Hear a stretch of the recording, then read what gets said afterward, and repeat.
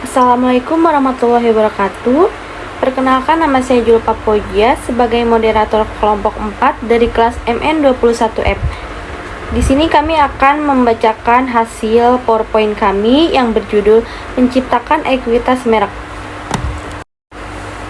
Baik, di sini saya akan memperkenalkan nama anggota kelompok kami, yaitu ada dari Ajeng Kinanti, Amir Faisal, Delja Yasinta, Angelia Umura Mahwati, Nopan Ajis, Pepi Gusniat, dan saya sendiri Julpa Pojia. Baik, di sini saya akan menjelaskan tentang pengertian ekuitas merek. Apa sih pengertian dari ekuitas merek tersebut? Menurut American Marketing Association, mengidentifikasikan merek sebagai nama, istilah, tanda, lambang, desain, atau kombinasinya yang dimaksud untuk mengidentifikasikan barang mereka dari para pesaing.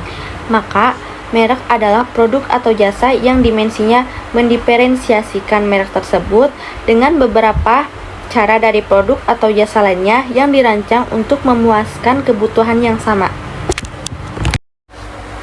Baik, selanjutnya saya akan membahas tentang sejarah. Apa sih sejarah dari ekuitas merek tersebut? Awal penetapan merek sudah ada berabad-abad sebagai sarana untuk membedakan barang dari satu produsen dengan produsen lainnya. Tanda paling awal dari penetapan merek di Eropa adalah syarat asosiasi abad pertengahan yang mengharuskan pengrajin merupakan nama dagang di produk mereka untuk melindungi diri mereka sendiri serta pelanggan mereka terhadap kualitas yang rendah. Dalam karya seni kelas tinggi, penetapan merek dimulai dengan seniman yang mendatangani karya mereka sendiri. Peran merek. Peran merek dibagi menjadi dua, ada peran merek bagi konsumen dan bagi perusahaan. Yang pertama, bagi konsumen mengidentifikasikan sumber dan memungkinkan konsumen menurut tanggung jawab atas kinerja. Yang kedua, menyederhanakan pengambilan keputusan dan mengurangi risiko. Sedangkan bagi perusahaan, yang pertama menyederhanakan penanganan produk dan penelusuran produk. Yang kedua, membantu mengatur catatan persediaan dan akuntansi. Yang ketiga, perlindungan hukum fitur aspek unik produk. Yang keempat, mengamankan keunggulan kompetitif. Selanjutnya ada ruang lingkup penetapan merek. Ada penetapan merek branding. Yang pertama, kegiatan memberikan kekuatan merek kepada produk dan jasa dan menciptakan perbedaan antar produk kepada konsumen. Yang kedua, menjelaskan siapa produk tersebut. Yang ketiga, membantu konsumen untuk mengatur dan mengetahui tentang produk sehingga bisa mengambil keputusan pembelian. Selanjutnya ada penetapan merek memberikan nilai pada perusahaan agar dapat tercipta. Konsumen harus diyakinkan ada perbedaan, berarti perbedaan merek sering berhubungan dengan atribut atau manfaatnya seperti 3M, digital, merek, dan sarana yang tidak berhubungan langsung dengan produk. Selanjutnya ada mengidentifikasikan ekuitas merek. Ekuitas merek, brand equity, adalah nilai tambah yang diberikan pada produk dan jasa. Ekuitas merek dapat tercermin dalam cara konsumen berpikir, merasa, dan bertindak dalam hubungannya dengan merek, dan juga harga, pangsa pasar, dan probabilitas yang diberikan merek bagi perusahaan.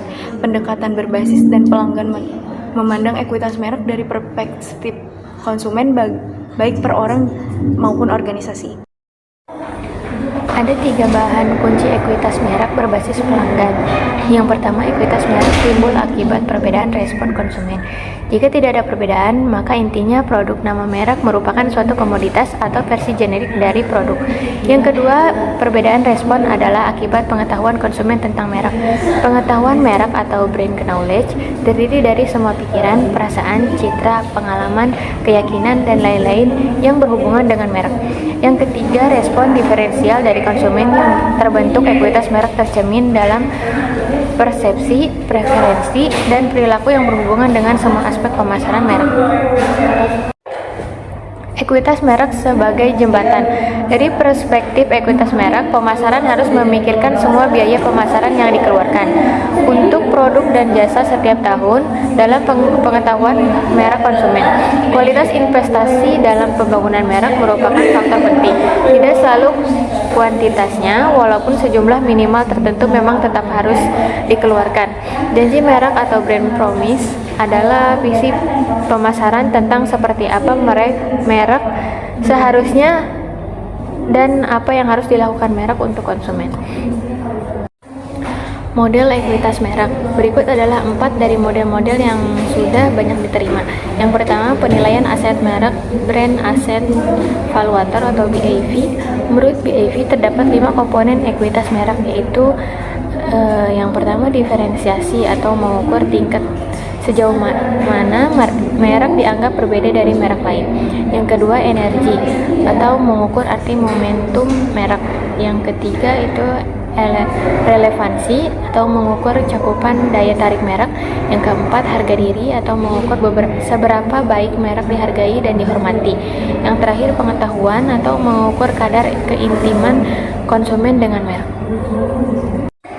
Yang kedua, model brands, model yang diciptakan konsultan riset pemasaran Millward Brown dan WPP. Ini menggunakan figur piramid brand dinamik untuk tingkat keterikatan konsumen terhadap merek. Menurut model ini, pembangunan merek mengikuti sederet langkah yang berurutan, masing-masing tergantung pada keberhasilan pencapaian langkah sebelumnya. Yang ketiga, model A-Aker. Model ini memandang bahwa ekuitas merek sebagai kesadaran merek, loyalitas merek, dan asosiasi merek yang bersama-sama menambah atau mengurangi nilai yang diberikan sebuah produk atau jasa. Menurut A-Aker, manajemen merek dimulai dengan mengembangkan identitas merek, sekumpulan asosiasi merek yang unik yang mewakili tujuan dan janji mereka kepada para pelanggan, sebuah citra merek yang aspirasional.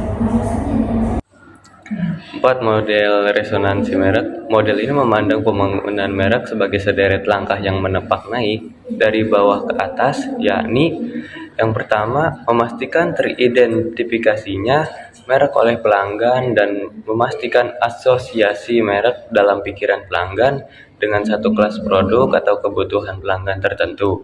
Yang kedua, memastikan tertanamnya arti merek secara total dalam pikiran pelanggan dengan mengaitkan sejumlah asosiasi merek yang nyata dan tidak nyata secara strategis. Yang ketiga, mendapatkan respons pelanggan yang tepat dalam hubungannya dengan penilaian dan perasaan terkait dengan merek. Dan yang terakhir, mengubah respon merek untuk menciptakan hubungan loyalitas yang intens dan aktif terhadap pelanggan dan merek. Oke, selanjutnya membangun ekuitas merek. Yang pertama, pilihan awal untuk elemen atau identitas merek yang membentuk merek yang disebut dengan merek, URL, logo, lambang, karakter, juru bicara, slogan, lagu, kemasan, dan papan iklan. Dan yang kedua, produk dan jasa serta semua kegiatan pemasaran dan program pemasaran pendukung yang menyertainya. Yang ketiga, asosiasi yang diberikan secara tidak langsung ke merek dengan menghubungkan merek tersebut dengan beberapa entitas lain berupa orang, tempat atau barang, dan nama merek. Selanjutnya, memilih elemen merek. Kriteria utama untuk memilih elemen merek ada 6, yaitu yang pertama, dapat diingat. Yang kedua, berarti. Yang ketiga, dapat disukai. Yang keempat, dapat ditransfer.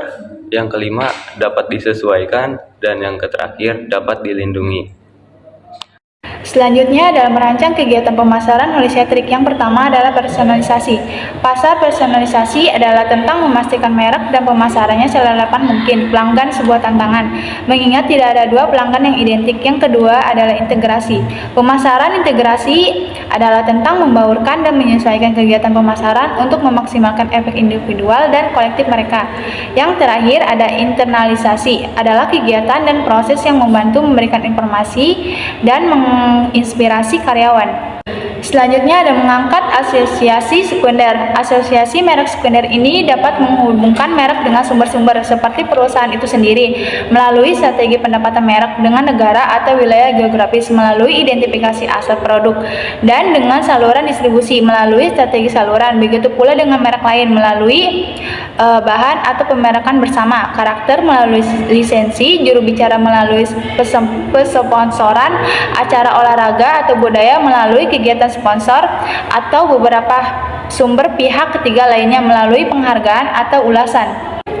Selanjutnya, mengukur ekuitas merek. Ada dua pendekatan dasar untuk mengukur ekuitas merek. Yang pertama adalah pendekatan secara langsung, yaitu menilai dampak aktual pengetahuan merek terhadap respon konsumen pada berbagai aspek pemasaran. Yang kedua adalah pendekatan tidak langsung, yaitu menilai sumber ekuitas merek yang potensial dengan mengidentifikasi dan melacak struktur pengetahuan konsumen. Selanjutnya ada ekuitas pelanggan. Ekuitas pelanggan adalah jumlah dari nilai-nilai seumur hidup seluruh pelanggan. Perspektif ekuitas merek dan ekuitas pelanggan tentu memiliki banyak tema yang sama. Keduanya menekankan pentingnya loyalitas dan ide bahwa nilai diciptakan dengan memiliki sebanyak mungkin pelanggan yang membayar harga setinggi mungkin. Namun, ketika merek dipraktikkan, kedua perspektif mempunyai penekanan yang berbeda. Ekuitas pelanggan berfokus pada nilai akhir finansial, manfaatnya jelas adalah ukuran antara kinerja yang dapat dihitung. Saya akan menjelaskan merancang strategi penerapan merek. Apa sih strategi penetapan merek? Perusahaan mencerminkan jumlah dan jenis baik elemen umum maupun unik yang diterapkan perusahaan pada produk yang dijualnya. Ketika perusahaan memperkenalkan sebuah produk baru, perusahaan mempunyai 3 pilihan utama dari merancang strategi penerapan merek. Ada 3 pilihan utama, yaitu 1. Perusahaan dapat mengembangkan elemen merek baru untuk produk baru. Kedua, perusahaan dapat menerapkan beberapa elemen merek yang sudah ada. Ketiga, perusahaan dapat menggunakan kombinasi elemen merek baru dan yang ada. Selanjutnya, perluasan merek.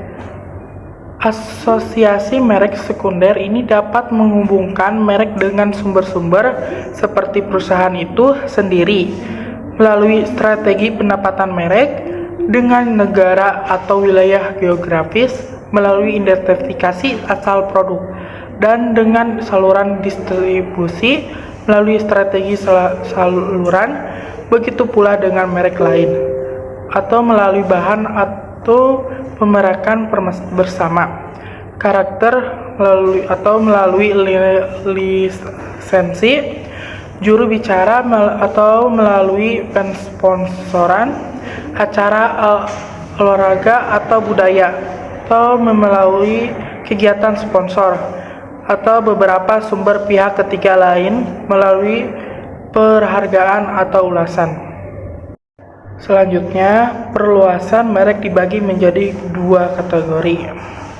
Nah, ada perluasan merek di 2, yaitu ke-1 perluasan lini atau lini extension adalah merek induk mencakup produk baru di dalam kategori produk yang dilayaninya saat ini, seperti rasa, bentuk, warna, bahan, dan ukuran kemasan yang baru. Jadi perluasan lini itu contohnya itu seperti fresh blend atau juicean yogurt.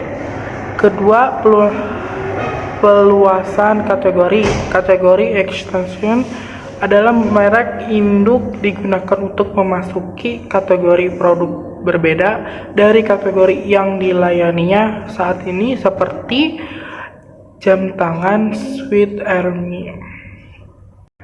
Selanjutnya, keunggulan dan kekurangan perluasan merek. Keunggulannya, perluasan merek terdiri dari 2, yaitu ke-1, mereka dapat memfasilitasi produk baru. 2, memberikan umpan balik positif kepada merek induk dan perusahaan. Kekurangan dari perluasan merek yaitu ada 2, dapat menyebabkan nama merek tidak terlalu kuat teridentifikasikan dengan produk manapun. Kedua, perusahaan melewatkan peluang untuk menciptakan merek baru dengan citra unik dan ekuitasnya sendiri. Dan yang terakhir ada kesimpulan. Kesimpulan dari menciptakan ekuitas merek adalah dari pembahasan materi di atas, maka dapat disimpulkan bahwa ekuitas merek brand equity adalah nilai tambahan yang diberikan pada produk dan jasa. Ekuitas merek dapat tercermin dalam cara konsumen berpikir, merasa dan bertindak dalam hubungannya dengan merek dan juga harga, pangsa pasar, dan profitabilitas yang diberikan merek bagi perusahaan. Ekuitas merek berbasis pelanggan, yaitu consumer based brand equity, adalah pengaruh diferensial yang dimiliki pengetahuan merek atas respon konsumen terhadap pemasaran merek tersebut. Sebuah merek mempunyai ekuitas merek berbasis pelanggan yang positif ketika konsumen bereaksi lebih positif terhadap produk dan cara produk itu dipasarkan ketika merek tersebut teridentifikasi. Sekian dari kesimpulan saya, dari kesimpulan kelompok saya, dan sekian dari presentasi PowerPoint dari kelompok kami. Kurang lebihnya mohon maaf. Wassalamualaikum warahmatullahi wabarakatuh.